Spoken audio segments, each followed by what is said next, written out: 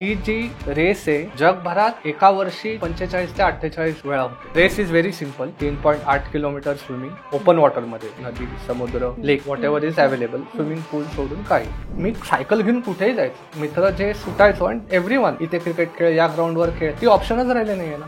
गेम्सवर सगळ्यांनी एकमेकांशी चॅट करायचं, और इंस्टाग्रामवर चॅट करायचं, और सम आयपॅड घेऊन चॅट करायचं. That is not socialization. आई बाबा जेव्हा एखाद्या टीनेज वयातल्या मुलाला वाढवत असतात तेव्हा त्याला व्यायामाची गोडी लागावी यासाठी काय करू शकतात? ह्या डिजिटल एज मध्ये लोनलीनेस सगळ्यांनाच येतो. Human touch is the only way to get rid of that loneliness.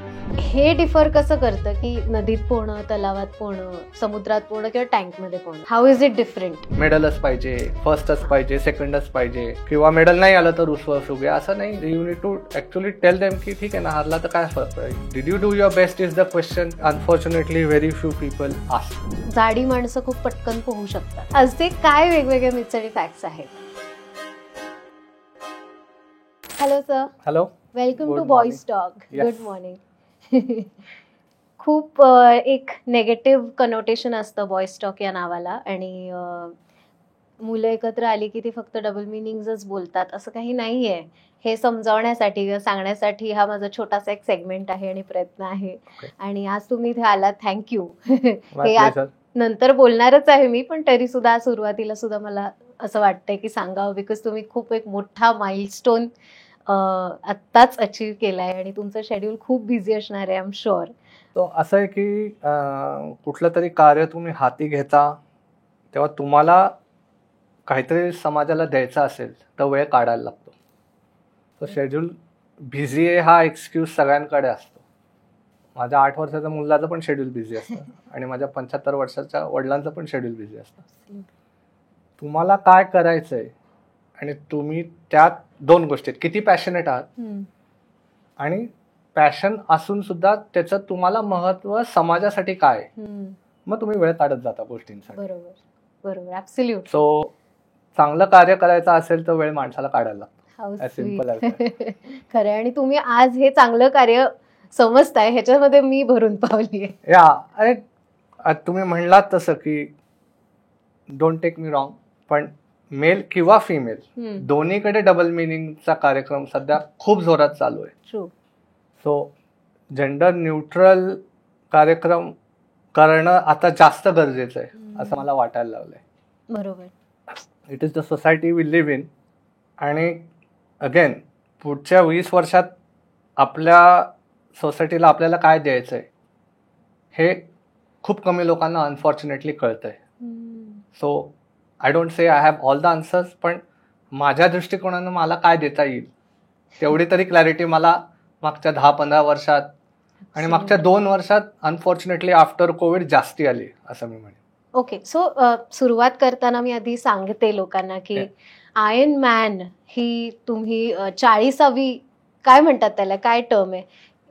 40th time आणि 40th टाइम. हा, म्हणजे ही जी रेस आहे ती जगभरात एका वर्षी 45 ते 48 वेळा होते. So different parts of the world. Race is very simple. Triathlon आहे. 3.8 किलोमीटर स्विमिंग ओपन वॉटर मध्ये, म्हणजे नदी, समुद्र, lake, whatever is available. Swimming pool सोडून काही. बर. ते झालं की 180.2 kilometre cycling. Again terrain differs. काही रेसेस आर हिली, काही आर फ्लॅट, काही are windy, whatever it is. Swimming झालं, सायकलिंग झालं की last segment is a full marathon. 42.2 kilometre. Back to back. Time starts when you enter the water. Time ends when you cross the finish line. मध्ये तुमच्या हातात असतं की खायचंय, प्यायचंय, दमलाय, rest घ्यायचे, किती वेळ घालवायचा. But that time there is no pause for that time. आणि साधारणतः रेसेसला 17 तासाचा कट ऑफ असतो. सो सकाळी 7ला चालू झाले की रात्री 12 पर्यंत. पण काय काय रेसेस अशा असतात की त्याला 15 तासाचा कट ऑफ आहे, 16 तासाचा कट ऑफ आहे, country specific. But maximum time allocated for this all 3 activities is 17 hours. बर. कंट्री स्पेसिफिक काय आहे हे, म्हणजे एकच रूल का? कंट्रीचं असं आहे की क्राऊड गॅदरिंग आणि लाऊड नॉईज. आता फ्रँकफर्ट सिटी आहे, तिथे 10ला तुम्हाला क्राऊड गॅदरिंग आणि लाऊड नॉईज बंद करायला लागतो. म्हणून रात्री 10ला त्यांचा हार्ड कट ऑफ आहे. बर. तसंच हॅम्बर्ग मध्ये तुम्ही गेलात तर हॅम्बर्ग सिटीचा 10:30चा रूल आहे. बर. ओके. काही कंट्रीज आहेत तिथे 16 म्हणजे रात्री 11 आहे, काही आहे तिथे 12 आहे. So just varies country wise. बर म्हणजे त्याचा काही फिजिक्सशी संबंध नाहीये किंवा तुम्ही तुमच्या स्ट्रेंथशी संबंध नाहीये? नाही, असंही नाहीये की रेस सोपी आहे म्हणून टाइम कमी केलाय किंवा रेस अवघड आहे म्हणून टाइम वाढवलाय.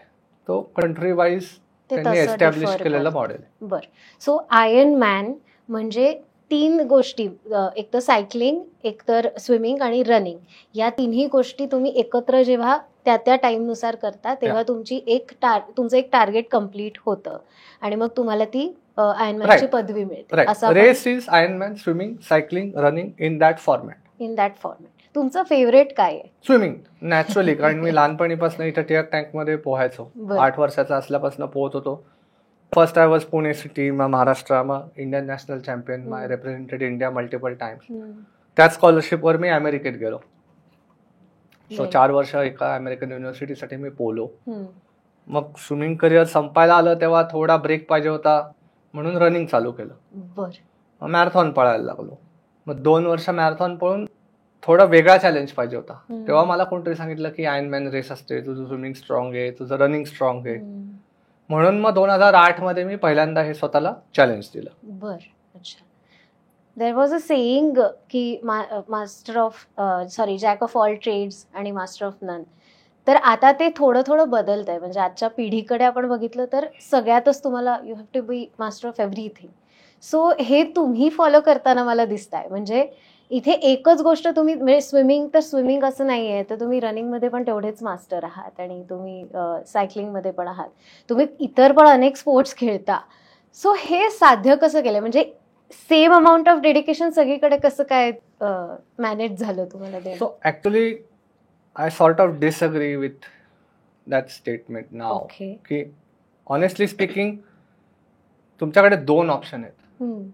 माझ्याकडे एक लिमिटेड थाळी आहे आणि एक अनलिमिटेड थाळी आहे. Very few people can get to the unlimited thali and be successful. तुम्ही सगळ्याच गोष्टी ट्राय करत बसला तर लहानपणी ट्राय करणं is one thing, but then you need to choose something that you genuinely like or you are good at it. You don't necessarily have to like it, but you are good at it. And then you have to stick to that. ह्याचं उत्तम उदाहरण, मी जेव्हा swimming करायचो तेव्हा individual चॅम्पियनशिपला उगाच महत्व होतं. Individual championship कशी मिळायची की 100 freestyle, 200 freestyle, 400 freestyle, 100 breaststroke, 200 breaststroke, 100 fly, 200 fly, 100 back, 200 back आणि 200 IM आणि मोठ्या वेज ग्रुपला 400 IM. ह्याच्यामध्ये मॅक्सिमम ज्याला मेडल मिळतील त्याला इंडिव्हिज्युअल चॅम्पियनशिप मिळायची. ह्याच्यात काय झालं? खिचडी झाली. तुम्ही हार्ड कोर फ्रीस्टाईल असाल तर तुम्ही फ्रीस्टाईल वरच फोकस करायला पाहिजे. जे अमेरिकेत भयानक शिकलो मी की बाकीचे विषय सोडून द्यायचे. फ्रीस्टाईल आहे ना, मग फ्रीस्टाईलच्या इव्हेंटवरच टार्गेट करायचं. तो फोकस येण्यासाठी मी म्हणलं तसं की लिमिटेड थाळी आणि अनलिमिटेड थाळी. जॅक ऑफ ऑल ट्रेड असून आता फायदा नाही. आजच्या जगात you need to find what you like, what you are good at, and what gives you pleasure and obviously earns you money. हे खूप इम्पॉर्टंट सांगितलंय तुम्ही, कारण मी अशा समजुतीत होते की आता हा कॉन्सेप्ट बदलत चाललाय की छोट्या छोट्या गोष्टी तुम्ही ट्राय केल्याशिवाय तुम्हाला कळतच नाही की तुम्हाला परफेक्शन कशात येतं. पण त्याला सुद्धा एक लिमिट आहे आणि कुठेतरी आपल्याला थांबायला हवं आणि एक आपलं चूज करायला हवं आणि स्पेसिफिक जे चूज कराल ते घेऊन पुढे जायला हवं. सो तुम्ही आय थिंक असं म्हणू इच्छिताय की रनिंग असेल त्याच्यामधनं पण तुम्हाला तुमचं काहीतरी गवसलंय. तुम्ही सगळंच रनिंग मधलं ट्राय नाही करत आहात. No, hobby is different and your profession is different, right? So as hobby you can have hundreds of hobbies. माझी वाईल्ड लाईफ एक हॉबी आहे, माझं रनिंग रेसेस एक हॉबी आहे, मे बी सायकलिंगची रेस हॉबी आहे. पण प्राईम काय आहे माझं तर आयर्नमॅन आहे. So my dedication, my focus म्हणजे मी जेव्हा माझं वर्षाचं कॅलेंडर सेट करतो तर मी रनिंग रेसेस सेट करतो, स्विमिंगच्या रेसेस सेट करतो. पण प्राईम रेसेस ज्या आहेत त्या आयर्नमॅन रिलेटेड आहेत. त्याच्या अवतीभोवती सप्लिमेंटरी माझं कॅलेंडर चालू असतं. बरोबर. तसं येते की हॉबी असणं काही चुकीचं नाहीये, पण you need to then come down to 1 or 2 things ज्याच्यावर तुझा प्राईम 80% फोकस त्याच्यावर पाहिजे. बरोबर. 20% चालू देत ना. टाइमपास सगळ्यांनाच पाहिजे, एंटरटेनमेंट सगळ्यांनाच पाहिजे. थोडं our life is very stressful, so माझ्या आयुष्यात थोडी पाहिजेच. So hobbies feed into that की they keep you inspired, they keep you motivated. नाही तर सारखंच एक एक एक एक मग बर्नआउट चालू होतो. बरोबर बरोबर. तुमचं रुटीन कसं असतं दिवसभराचं? सो आता मी आय एम व्हेरी फॉर्च्युनेट की माझं routine I have been able to establish की सकाळी माझं एक वर्कआउट असतं. ओके. सो ऑन ॲव्हरेज 5 ते 5:30च्या मध्ये आय लिव्ह द हाऊस. 5:30ला पहिलं वर्कआउट असतं, 5:30 ते 7. मग एक कॉफी ब्रेक असतो. मग युजली 8 ते 9 मध्ये दुसरं वर्कआउट असतं. मग साधारणतः 10ला मी काम चालू करतो आणि 10 ते 3 किंवा 10 ते 4 पर्यंत माझं रुटीन डेस्क ओरिएंटेड किंवा ट्रेनिंगशी बोलायचं आहे किंवा any writing that I do happens. अगदीच काही शेड्यूल नसेल तर 3 ते 4 मध्ये माझा दुसरा किंवा तिसरा वर्कआउट असतो. म्हणजे सकाळी 8 ते 9 नाही जमलं किंवा स्विमिंगचं सेशन आहे 8 ते 9 आपल्या इथे म्हणजे टँकमध्ये आंघोळ करायला पण चान्स मिळत नाही आज. पोहणं तर लांबच होतं. सो मग 3 ते 4 तसं मग ते शेड्यूल ॲडजस्ट होतं. आणि usually by max 5 my day is done. मग त्याच्यानंतर आय कट आउट एव्हरीथिंग. मग दॅट इज माय टाईम. मग माय टाईम व्हेरीज की मी माझ्या मुलाला बास्केटबॉलला घेऊन जातो, त्याचा खेळ बघतो, काय चाललंय बघतो किंवा मग कधी कधी थोड्या फ्रेंड्सला भेटतो. बाय 7, 7:30 डिनर इज डन आणि by 9:30, 10 most nights the day ends. Okay. मी हे विचारणारच होते की ह्या सगळ्या रुटीनमध्ये एकतर स्वतःला वेळ काढणं किंवा सोशलाइज होणं हे तुमच्यासाठी म्हणजे आमच्यासाठी हे फील्डच खूप नवीन आहे. म्हणजे आमच्या आजूबाजूला असे एवढे रनर्स आणि हे म्हणजे फार फार तर मी बघते ते फ्लेक्स करणारी पोरं असतात की जी जिमला जाऊन नुसते फोटोज काढतात किंवा रील्स बनवतात. पण ऍक्च्युली प्रोफेशन म्हणून जेव्हा आपण हे निवडतो क्षेत्र तेव्हा तुम्ही किती डेडिकेटेड असलं पाहिजे आणि त्यावेळेला असं होतं का की तुम्ही सोशलाइज होऊ शकत नाही आहात किंवा तुम्हाला लोनलीनेस येतोय हे विचारायचंच होतं मला. सो सोशलाइज ची व्याख्या आता अनफॉर्च्युनेटली बदलायला लागली आहे. सो आता माझ्या एज ग्रुपची जी मुलं आहेत, सो आम्ही 97 मध्ये 10वी पास आउट झालो. 97 मध्ये आम्ही BMCC ला गेलो तेव्हा अर्धा तास आम्ही वैशालीत कॉफी प्यायला भेटायचो. 97 पासनं आज सकाळपर्यंत तोच ग्रुप प्लस मायनस कोणाचा मोठा भाऊ आलाय, कुठले एक्स्ट्रा फ्रेंड झाले, आम्ही रोज सकाळी कॉफीला भेटतो. That is our socialization. लहान मुलांचं socialization is not over coffee now. Whether you take it good or whether you take it bad, that is the world we live in. लहान मुलांचं socialization happens at different places, usually over different choice of beverages or smoking or vaping, whatever that is. तो फरक खूप मोठा आता जाणवायला लागलाय. बरोबर. त्यामुळे लहानपणीपासूनच सॅक्रिफाईसची सवय आहे. So you need to again comes down to what is important for me. असं बऱ्याच वेळाला होतं की जाऊ दे उद्या सकाळचं वर्कआउट थोडं उशिरा करेन, पण I have that luxury of time, I have that luxury of experience की मी म्हणू शकतो की ठीक आहे आज हे असं घडतंय. I have sacrificed enough where at my level I can say की ठीक आहे ना एक वर्कआउट मी नंतर करेन. पण जो रुटीन माणूस असतो ज्याला कामं आहेत, संसार आहे, वर्किंग फिमेल्स आहेत, मुलांचं करायचं आहे, त्यांना ही ऑपॉर्च्युनिटी नाही मिळणार. मग रात्री उशीर झाला तर सगळं शेड्यूल बॅक टू बॅक जाईल. आणि त्याच्यात अनफॉर्च्युनेट काय आहे की रात्री उशीर झाला तर बुडतं काय तर वर्कआउट बुडतं. बाकी तर आयुष्य थांबू शकत नाही. मुलांचे डबे करायचे आहेत, मुलांच्या शाळेला सोडायचंय, शाळेतनं पिकअप करायचंय, इकडे घेऊन जायचंय, तिकडे घेऊन जायचंय, स्वतःची काम आहेत, स्वतःचे कॉल्स आहेत, घरच्या रिस्पॉन्सिबिलिटीज आहेत, ते तर थांबू शकत नाही. मग वर्कआउट जाऊ देत ना, उद्या करेन. So comes down to what you give most importance to. म्हणजे सोशलायझेशन हे खूप गरजेचं पण आहे. आणि अनफॉर्च्युनेटली आता तर जास्त झालंय, कारण जास्तीत जास्त म्हणजे आता माझा मुलगा 9 वर्षाचा आहे. आम्ही बंगल्यांच्या सोसायटीमध्ये राहतो. प्राईम डिफरन्स इज की मी सायकल घेऊन कुठेही जायचो. आम्ही मित्र जे सुटायचो आणि एव्हरीवन म्हणजे आमच्या जनरेशनची पोरं दिवसभर सायकलवर फिरायची, इथे क्रिकेट खेळ, या ग्राउंडवर खेळ, ती ऑप्शनच राहिले नाहीये ना. सोशलायझेशनची व्याख्या काय आहे इधर गेम्सवर सगळ्यांनी एकमेकांशी चॅट करायचं, और इंस्टाग्रामवर चॅट करायचं, और सम आयपॅड घेऊन चॅट करायचं. That is not socialisation. Socialisation is where you individually interact or as a group interact on good or positive or negative, whatever that is, that keeps going. बरोबर. So ह्या digital age मध्ये loneliness सगळ्यांनाच येतो, but human touch is the only way to get rid of that loneliness. Very true. आणि ते जोपर्यंत ही आता 18-20 वर्षाची generation is at the cusp, आणि पुढच्या 5 वर्षात they are going to be the backbone. त्यांनाच समजा हे आता कळलं नाही तर it's going to be difficult times for them.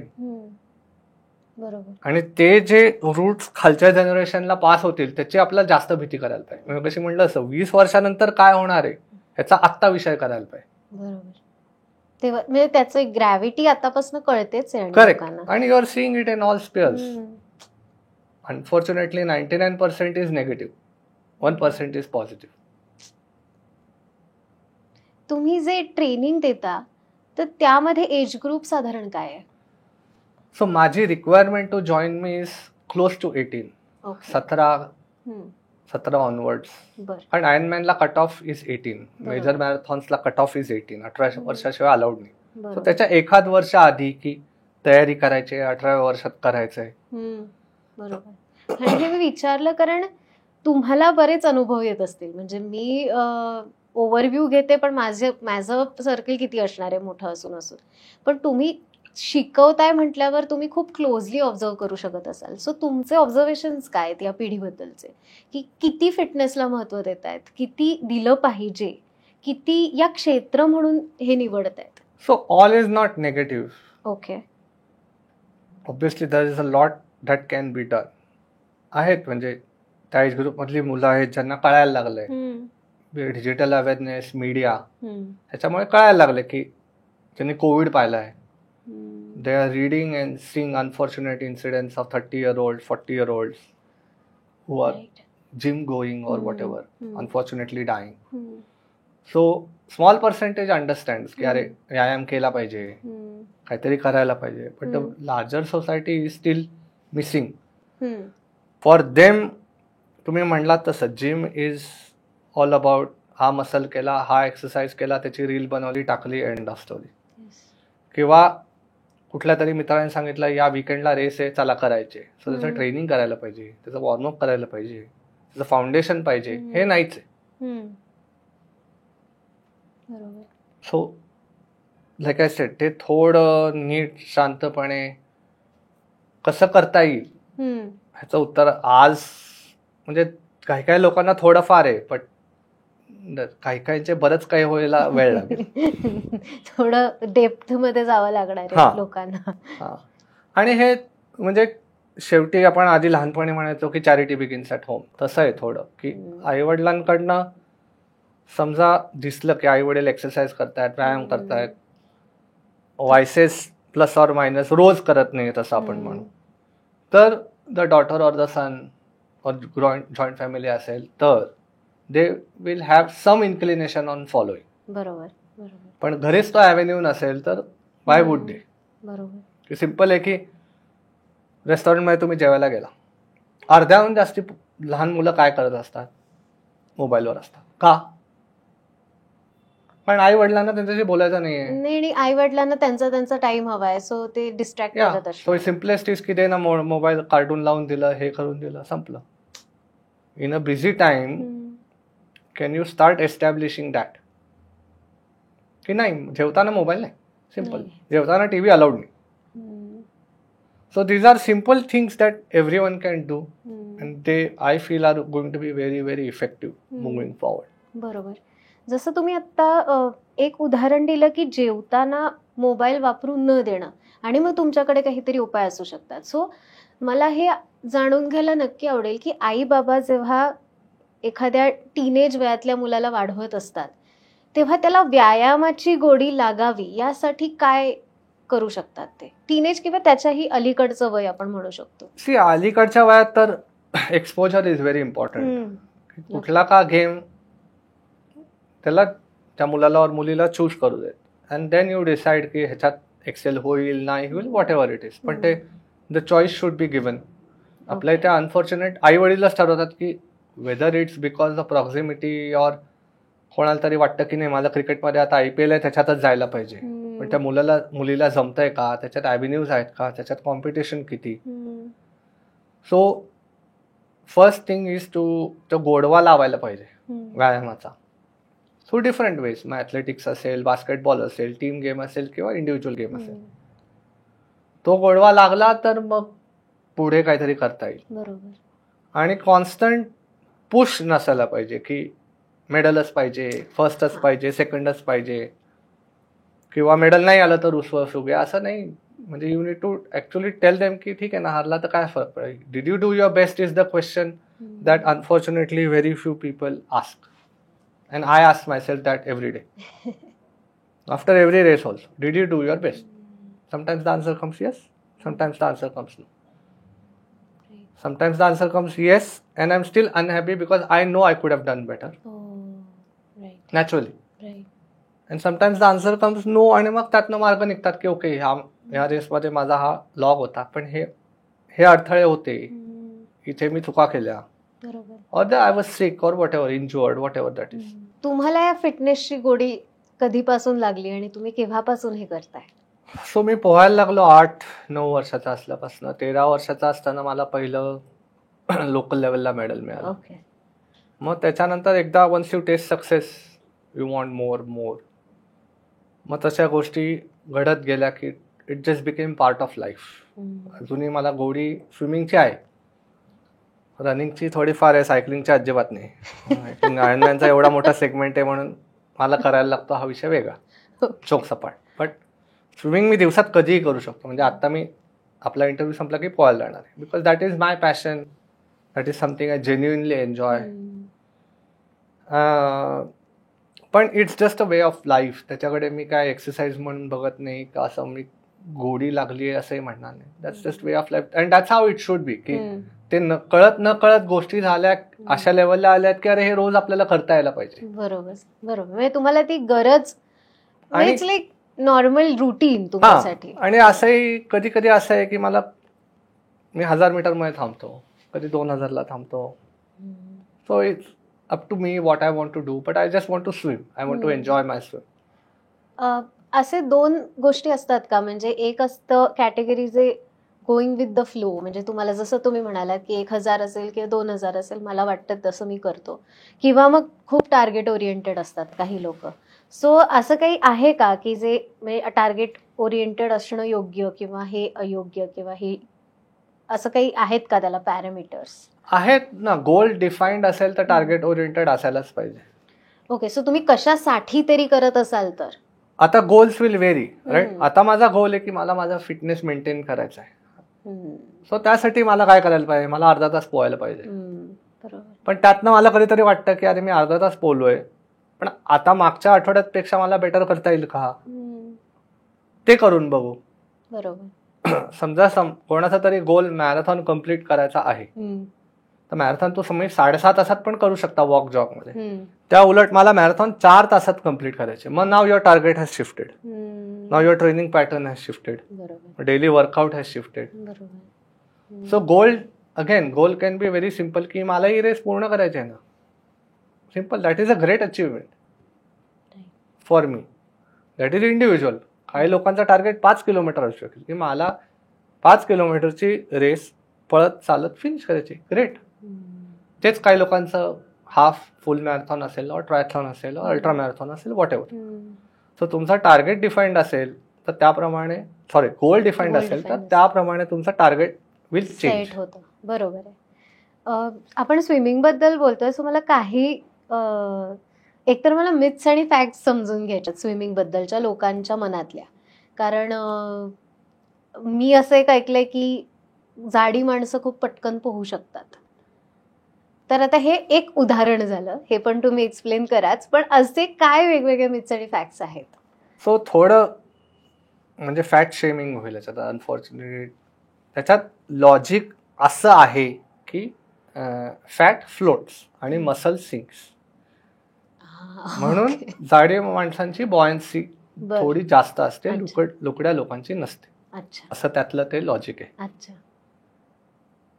त्यात ऑनेस्टली असं काही नाहीये की जाडी माणसं पोहूच शकत नाहीत किंवा खूप भारी पोहतात आणि लुकडी माणसं पोहूच शकत नाहीत किंवा खूप भारी पोहतात, असं काही नाही. It's just individual.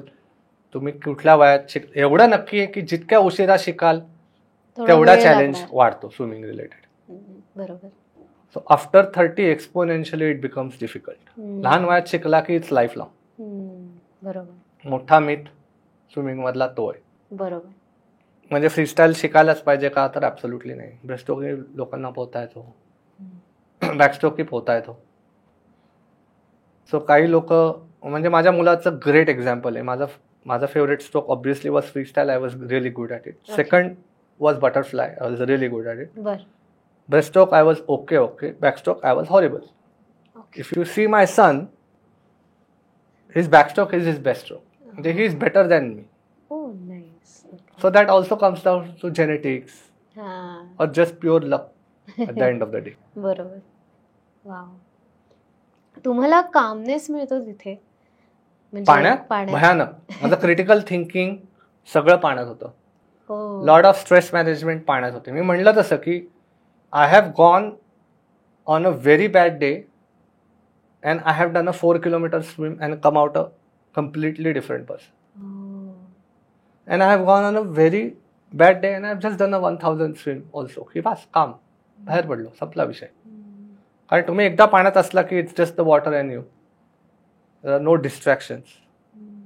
You start analysing things, going through things. It's a different experience. So आपल्या इथे लोक नोव्हेंबर, डिसेंबर, जानेवारीमध्ये पोहत नाहीत. मला तो कधीच इश्यू येत नाही. किती गार असेल पाणी, आय स्टील स्विम. हा एक प्रश्न होता मला की पाण्याचं हे जे असतं, म्हणजे गार असणं, गरम असणं किंवा नॉर्मल असणं, तर हे तुम्ही कशात एन्जॉय करता आणि कशात ते इझी आहे पोहणं? सो ऑब्विसली खूप गार किंवा खूप गरम मध्ये पोहता येत नाही. नॅचरली इधर हायपोथर्मिया तरी होईल, कडकड, और यू विल ओव्हरहीट. जे पाण्यात इज व्हेरी रिस्की. पाण्यात ओव्हरहीटिंगची रिस्क इज एक्स्ट्रीमली हाय. म्हणजे मी आता समजा पोहायला गेलो तर I will not swim beyond 30 minutes. कारण सनस्ट्रोक फटकन बसतो पाण्यात. जे कळत नाही, कारण पाणी गार असतं ना, पण बाहेरनं तुमचं सगळं शोषून घेतलं जातं. You are becoming extremely dehydrated. बरोबर. I mean best time to swim is in the monsoon. Ideally, कारण की बाहेर पण असं लश ग्रीन असतं, पाणी असतं, गार, थोडंसं गार असतं, कम्फर्टेबली गार असतं, पण पाऊस पडत असतो. So it's a different feeling to have. बरोबर. नाहीतर मग Pune is very lucky. From June mid पासनं नोव्हेंबर पर्यंत वॉटर इज नाईस. आणि January end to March again water is nice to swim. April May मध्ये पाणी गरम पण सकाळी गेला तरच, म्हणजे 5:30 तर इट्स डिसेंट टेम्परेचर. बरोबर. अजून एक प्रश्न आहे. लोक म्हणतील की मी स्विमिंगचे सगळे माझे मुद्दे, आणि कारण मला इंटरेस्ट आहे स्वतःला, त्यामुळे मी एकदम अशी वेगवेगळे प्रश्न निर्माण करून काढते. पण हा शेवटचा आहे स्विमिंग बद्दलचा, की हे डिफर कसं करतं की नदीत पोहणं, तलावात पोहणं, समुद्रात पोहणं किंवा टँकमध्ये पोहणं? How is it different? Main is tank is defined. बाजूला सेफ्टी नेट आहे, भिंती आहेत, पाय टेकू शकतो, खालचं दिसतं. मोस्ट पूल्समध्ये नदीमध्ये करंट आहे, लेकमध्ये करंट असू शकतो, ओशनमध्ये वेव्हज आहे, करंट आहे, खालचं दिसत नाही. म्हणजे very few oceans are so clear और लेक्स are so clear that you can see the bottom. पण लोक भितात जास्त, कारण त्यांना खालचं दिसत नाही म्हणून. आणि अगेन मी म्हणलं तसं की टँकमध्ये काय 25 पोहायचं आहे, 20 पोहायचं आहे, 50 पोहायचं आहे, तुम्हाला माहिती आहे भिंत येणार आहे, नाही तर साईडला भिंत आहे, थांबता येईल, पाय टेकतील. तो ॲडव्हान्टेज नाही आहे. सो तो मेंटल बॅरियर जो असतो तो घालवणं खूप महत्वाचं असतो. फिजिकल स्ट्रेंथ म्हणजे पुरुषाला, आता आपलं बॉय स्टॉक आहे म्हणून मी पुरुषाला स्पेसिफिकली असं म्हणते, खेळ खेळून फिजिकल स्ट्रेंथ जितकी मिळते तितकी मेंटल स्ट्रेंथ पण मिळते का, आणि कशी मिळते? खेळ खेळून काय ॲडव्हान्टेज मिळतो? एक तर डिसिप्लिन, मेन इज डिसिप्लिन और डेडिकेशन, थोडा फेअर प्ले, अवेअरनेस, या ओके एखादा पॉईंट इकडे तिकडे, but for the most part I know I am doing fair things. More is mental strength which is most important, की इदर अंडरस्टँडिंग की हे आपल्याला जिंकायचं असेल तर मग you have to go through failures, जे आजच्या जनरेशनला अनफॉर्च्युनेटली खूप कळायची रिक्वायरमेंट आहे. की ओके 10 पैकी 9 वेळा फेल झाला तरी काय फरक पडत नाही ना. You are doing your best. Again it comes down to the same question, did you give your best? The answer is yes, great. मग काय फरक पडतोय ना, someone was better than you, and that will happen, that is bound to happen. Olympians बरोबर होतं, cricketers बरोबर होतं, national champions बरोबर होतं, बेसिक डिस्ट्रिक्ट लेवलला होतं. So if you can give your best, and that applies to life. Honestly हे sport is just कारण काय आहे की स्पोर्टमध्ये कसं आहे की training itself guides you. ट्रेनिंगमध्ये मी बेस्ट दिलं तर काय फरक पडतो, शेजारचा जिंकला मी जिंकीन whatever. Then it defines your exam की अरे मी बेस्ट दिला ना माझा, it's okay. Then it goes to life. बरोबर.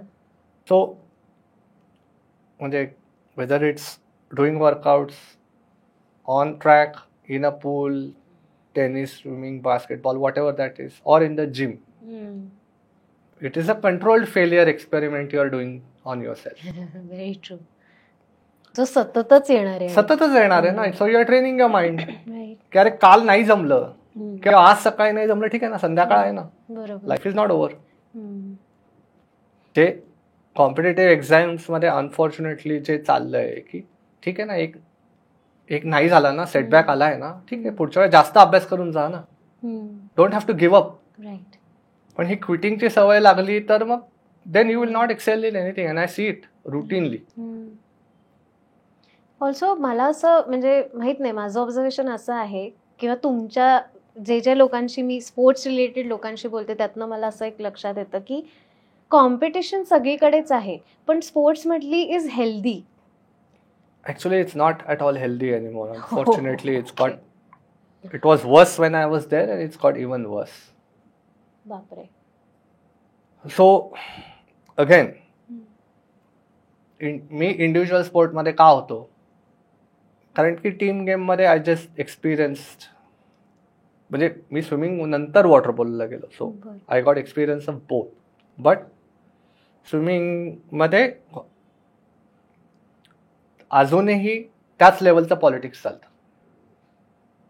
दिस व्हेरी अनफॉर्च्युनेट. जे ॲथलेटिक्समध्ये सगळ्या स्पोर्ट्समध्ये इंडियात आहे. ओके. त्याच्यावर मार्ग काय आहे, काहीच नाही. Either you have to be really big and really strong, की माझा मुलगा किंवा मुलगी, ते शक्य आहे का? नाही. That is 1% of the population, 0.1% of the population. But that should not stop you from trying, is it? जे तुम्ही केलंय, that should, if you want to be your best, what difference does it make? त्याच्यात frustration आहे का? आहे. Loneliness आहे का? आहे. घरनं शिवाय मिळतात का? मिळतात. मित्रांकडनं शिवाय मिळतात का? और मैत्रिणींकडनं शिवाय मिळतात का? मिळतात. It's a constant battle. का शिव्या म्हणजे मला कळलं नाही, कशाबद्दल? ट्रेनिंग, एवढं कशाला ट्रेनिंग करायचं आहे? आमच्याबरोबर यायचा ना, टाइमपास केला असता. कशाला जायचो सकाळी? एवढं करून काय मेडल मिळणार आहे का? टीम मध्ये घेणार आहेत का? हे रुटीन डायलॉग्स ऐकतो मी जेव्हा लहान मुलांबरोबर पोहायला जातो. माय इंटेंट इज नॉट की अरे मी किती भारी स्विमर होतो दाखवणं. My intent with them is to make them understand की 40, now I am 42 year old is trying to keep up with you and he's still showing up. And a lot of times I'm trying to tell them in the water की कसा approach करा या सेगमेंटला. कारण माझ्या वेळात हे कोणी नव्हतं मला सांगणार. So again it comes down to what do you want to give to society. त्यातले 90% मुलं घेतच नाहीत, पण जे 10% मुलं घेतात, if I can pass it on to them and it helps them in that one moment of weakness, that is a matter between life and death now. That moment of weakness is the matter between life and death, and that is the world we live in. I'm very sorry, I'm being very frank. So त्या moment of weakness मध्ये तुला काय पाहिजे? Either you need good family, good friends, good coach, or a good passion. कि I have this moment of weakness, let me go for a swim, or let me play, let me this. But that moment of weakness should not go on Instagram or Facebook or X and start seeing what X has said about me or Y has said about me or what people in my situation are going through. That is not the answer. But that comes down to failures. मी आज या लेवलला काय, कारण की मी पहिली 4 वर्ष एकही medal जिंकलो नाही. आणि I am very proud of it. 9 ते 13 एकही मेडल जिंकलो नाही. And I am very proud of it. कारण ते सेटबॅक नसते घेतलेत, but I worked twice as hard than the next person. And I still keep working twice as hard than the next person. Not to make a point. माझे workout तुम्ही मला इंस्टाग्रामला follow केलं तर एखाद दुसरा वर्कआउट मी टाकतो.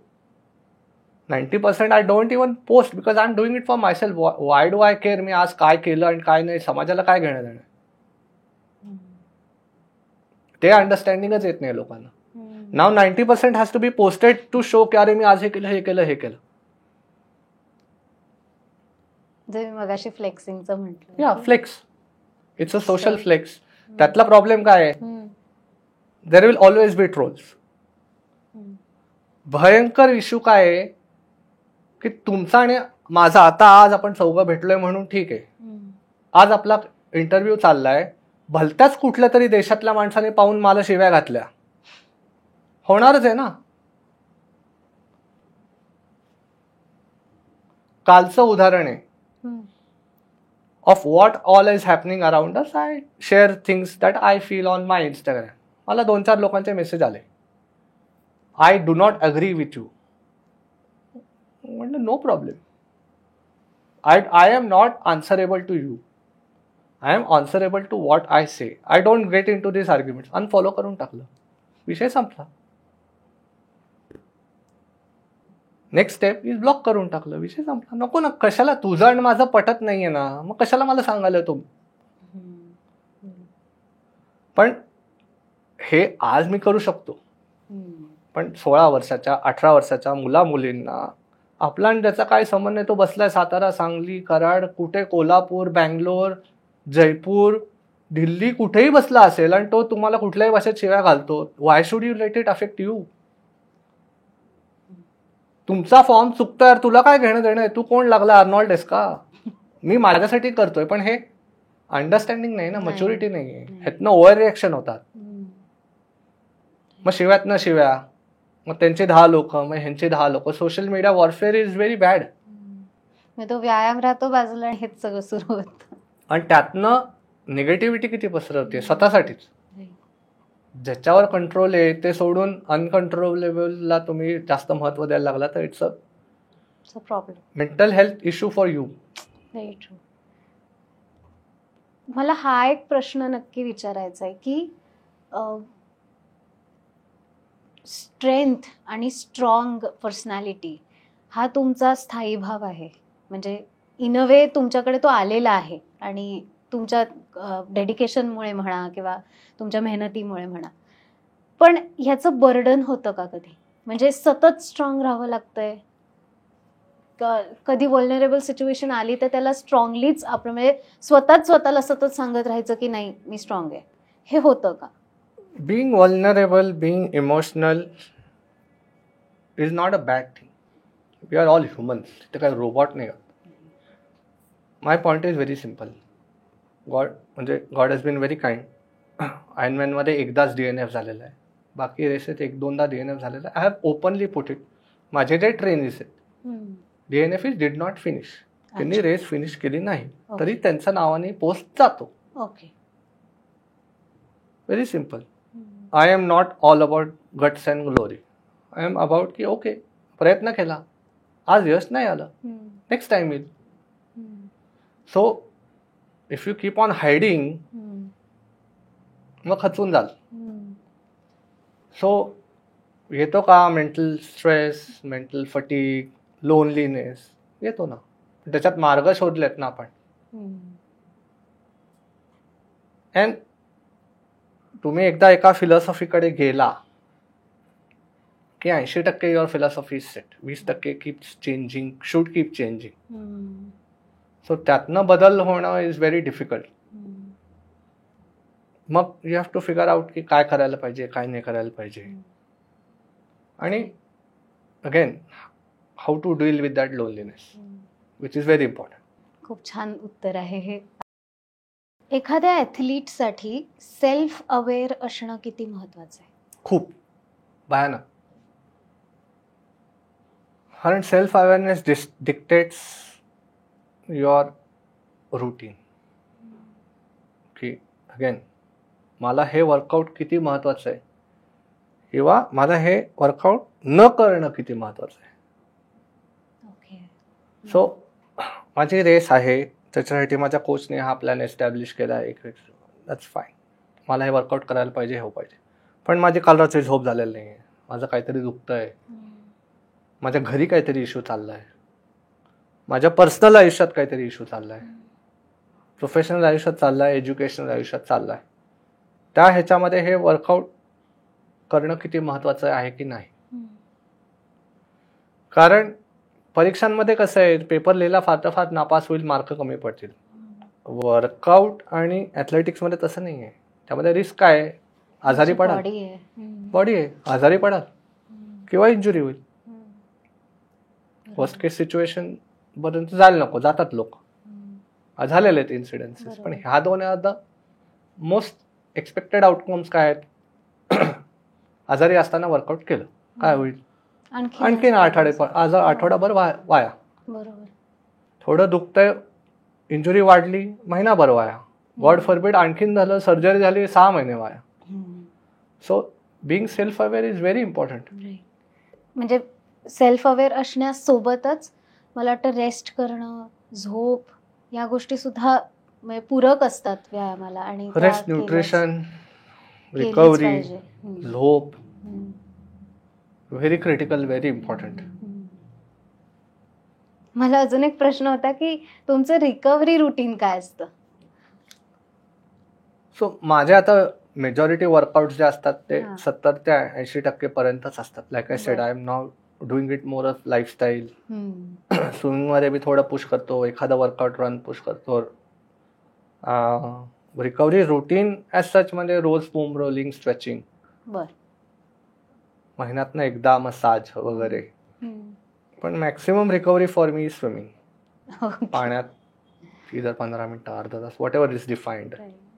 रिकव्हरी इज बेसिकली जेव्हा तुम्ही एक कॉम्पिटिशन करून येता किंवा रेसिंग करून येता आणि त्याच्यानंतरचा काळ, राईट? नाही, in workout also, in a week also there is recovery establish. कारण तुम्ही एव्हरी वर्कआउट 100% करूच शकत नाही. सो 50-60 करून बॉडीला रेस्ट देऊन मग परत अपस्केल करायचं असं. म्हणजे basically break is in 2 types. इधर फुल हार्डकोर ब्रेक की वर्कआउटच करायचं नाही, और ऍक्टिव्ह रिकव्हरी की थोडं वर्कआउट केलं, लाईट वर्कआउट केलं, ज्याने जास्त फायदा होऊ शकतो. ओके. सो एक असं बघितलं जातं की आपला देश म्हणावा तर आपल्या देशात म्हणजे एशियन्स हे स्ट्रेंथ वाईज किंवा एन्ड्युरन्स वाईज कमी असतात असं एक साधारण म्हटलं जातं. किंवा त्यांना की प्रोटीन्स नसतात, भारतामध्ये तेवढे सोयीसुविधा अवेलेबल नाही आहेत कदाचित, असं खूप ऐकलंय. म्हणजे आणि बाहेरचे जे लोक असतात त्यांच्यामध्ये खूप स्ट्रेंथ असते. सो ह्याला तुम्ही एकदम खोटं पाडलंय तर तुमचा माइलस्टोन कम्प्लीट करून. सो मला तुमच्याकडून ऐकायचंय की हे खरंच असं आहे का, आणि जर असेल तर ते कसं डिफर होत आहे? So genetics plays a big role. Okay. Used to play a big role, but I think those barriers are being broken. ते त्या लेवल पर्यंत यायला वेळ लागेल, पण those barriers are now being broken. म्हणजे Neeraj Chopra is a great example.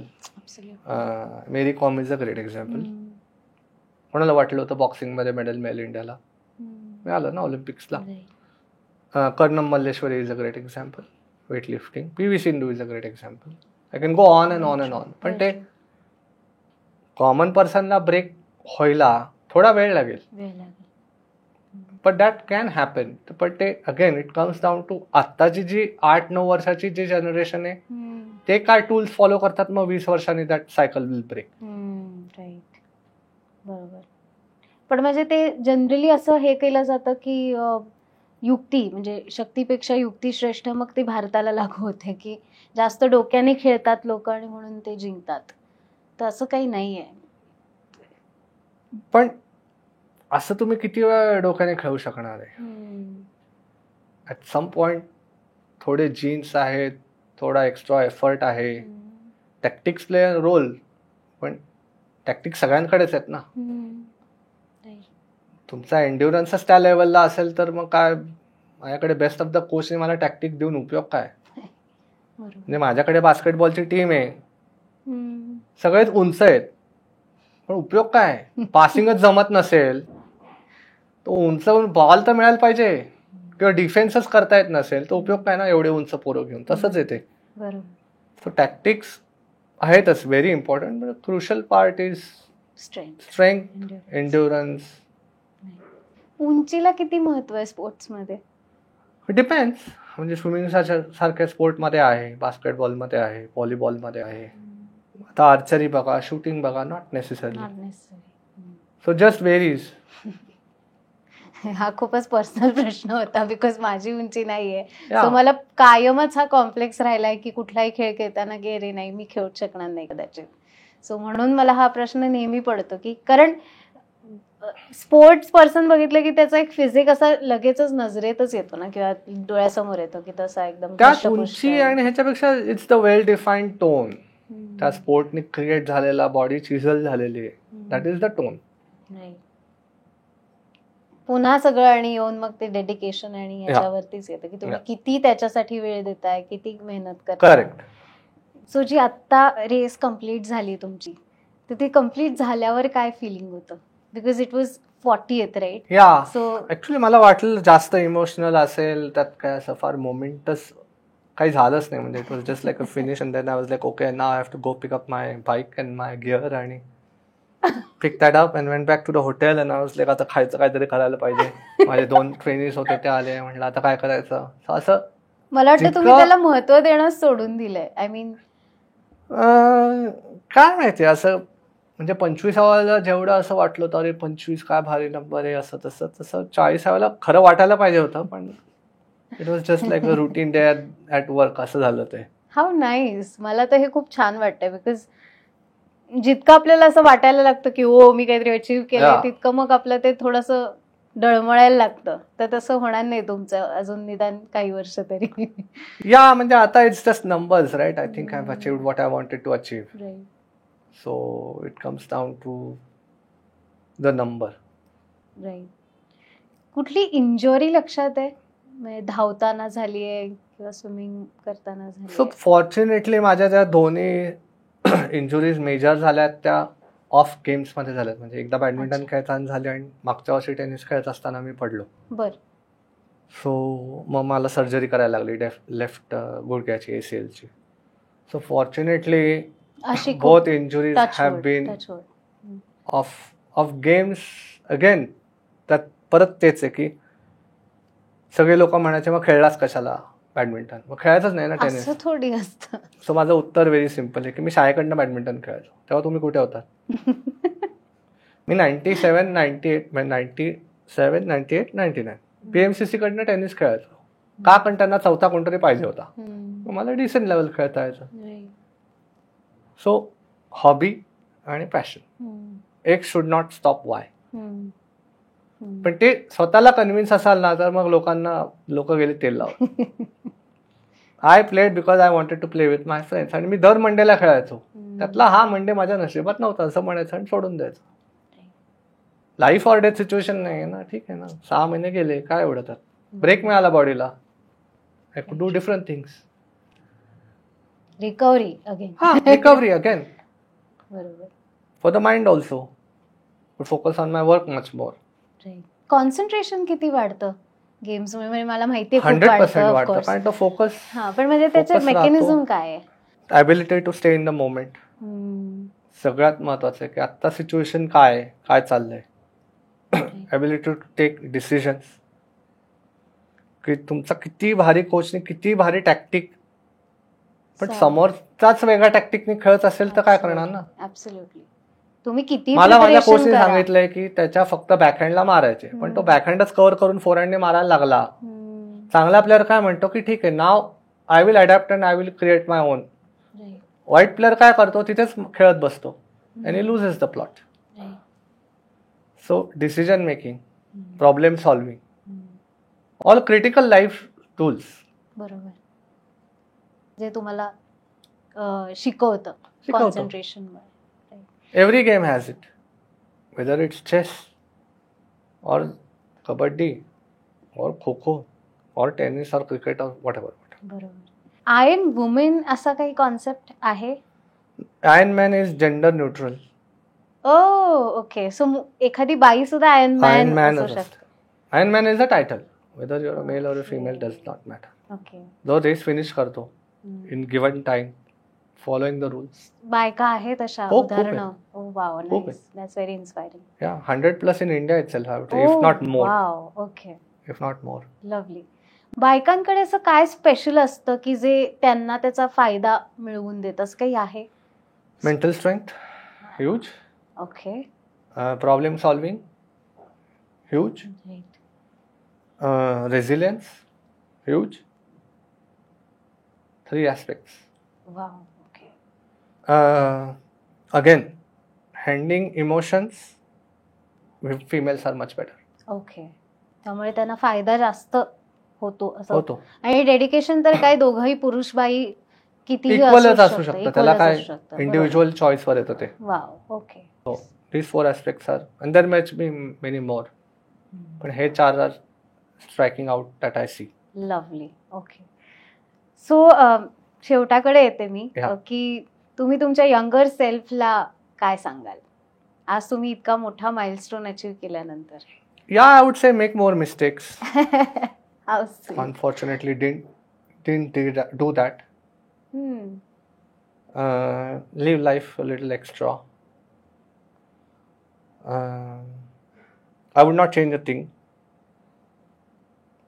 from 1990 जेव्हापासून अक्कल आली ते आजपर्यंत. Would not change a thing. I would change how I adapted to certain things, पण त्या सिच्युएशन मध्ये I will not change it. बरोबर. लवली. आणि मेक न्यू फ्रेंड्स. ते लहानपणी जमलं तेवढं केलं, बट कुड ऑलवेज डू मोर.